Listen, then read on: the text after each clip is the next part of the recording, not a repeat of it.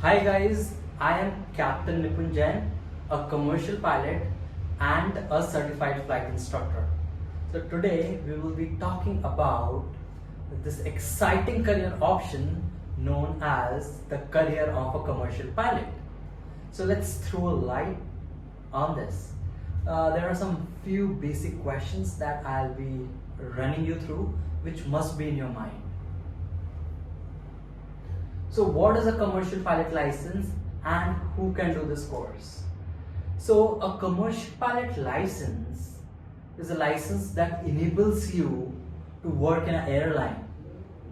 You can work for the airline company, you can work for the cargos, you can work for the private air charters, or even you can work as a flight instructor as I am working currently. Alright, so commercial pilot license enables you to work as a pilot, cockpit being your office, and the view is amazing out there, and you get remuneration for it. Okay, pilot flies for the airliners, cargos, corporates, and what is the eligibility criteria now? So it's 10+2 physics and maths. Then medical fitness, it is a normal civil aviation medical fitness. It is nothing like a Air Force or a very high standard of fitness. Like you can have specs, as long as you are 6x6 with spectacles, you're good. You should be good in English language, and most of us here are already good in English language. And if you are from non-science background, still you can become a pilot. So this is a common question. Few students are doing MBA and stuff like that, or maybe MA. So what is the option for them? So let's see. So for the guys, you can also do your science, convert to science by giving those two papers of maths and physics, and you can do it through NIOS. So NIOS is something where easily you can study two subjects, bit of grilling will be there, so you need to go through that hard work, maybe prepare for 3 to 6 months, get the papers done, and then you can go ahead and pursue if you are from non-science. If you're from science, immediately you can start. All right, so let's see what is the process of getting started with the training now. All right, so what is the process? Let's see in the next slide. All right, so get your educational documents in place. What are the education documents? 10th mark sheet, your 12th mark sheet, also the 10th pass certificate and the 12th pass certificate. Then you have to get your DGCA class 2 medicals done, class 1 medicals done. Then you need your Aadhaar card, your passport, and then we start with the theory. Theory we prepare for the government exam, that is the DGCA exams. And once you're done with this, then we go for the practical flight training.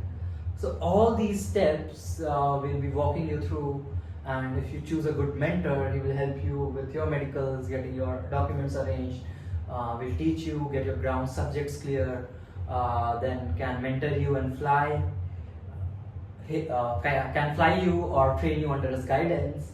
And then once you get the license, then you sit for the airline interview. We also prepare you for the airline interviews, and then you finally reach that cockpit and start earning that good salary. We'll be discussing about the salary in a little while. So just make sure you have a good mentor who is very helpful and not very commercial, so that you can go with him. What is the future of Indian aviation industries? It was all automobiles in the last decade. Now this decade will be all about aviation. So in aviation you have drone pilots coming up. Drones are coming up a lot. Then you have gyroplanes, which are also called air taxis, small air taxis, gyroplanes, helicopters coming up. We will soon be going to Mars and other planets. So again, that will be aerospace, something beyond aviation. But it's all interconnected. So new aircraft orders by Indigo and Air India. Indigo and Air India are the two companies with the biggest order out there, with the Boeings and the Airbuses. Even we are getting ATRs and Embraers. So new aircraft orders will enable a lot of jobs, new startups. So there are startups like Air Kerala is there, then Shank Airlines is going to come. Jet Airways is reviving back. So a lot of new startup companies creating a lot of jobs. Air taxi services by Uber, you go back in US and you can book air taxi through Uber. Soon in next 4 to 5 years you can see it in India too. Private charters, all the Adanis and the Ambanis have their private charters, even the top celebrities, and you can be one of the pilots for them. Cargos, Blue Dart has its own aircraft, FedEx has its own aircraft. So the airliners have, like the cargo planes also have their airplanes, and you can work with them. And then it's Indian Aviation versus Indian Airways. Now Indian Railways. So Indian Railways right now has a huge number of passenger count, but soon you'll see Indian Aviation will be giving a tough competition to the Indian Railways, as the AC2 tire or the AC1 tire tickets sometimes are even higher than the economy class of the aircraft.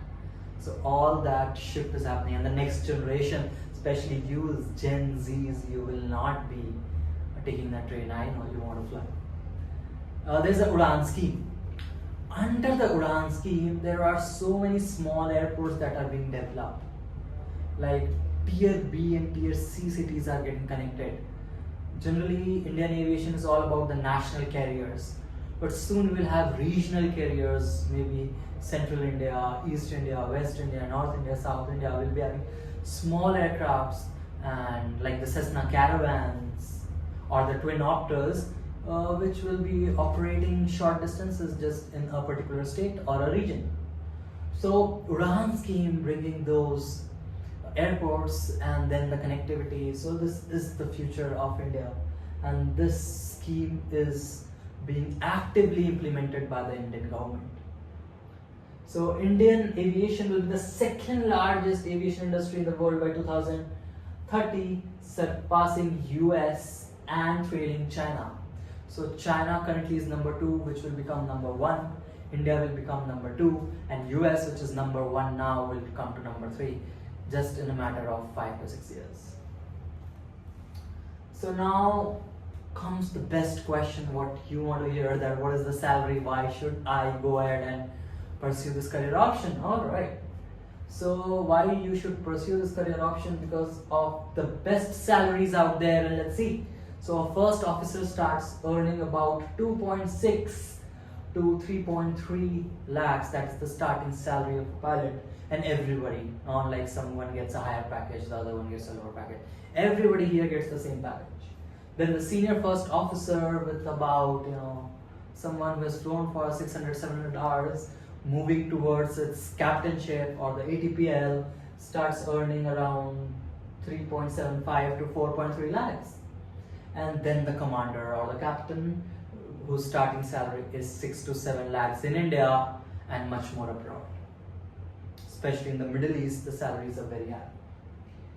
So this is the salary structure which we took from Business Today and also from our pilot friends who are already working from the airlines. So this is the best career option for me, and maybe it can become one of the best career option for you too. Now the thing is, how can we help you? So through this PPT, we have just given you a short guideline about how to become a commercial pilot. Now you can get in touch with us, and we can help you find a flying school which suits your budget. So low investment and maximum returns. So that is what my policy has been.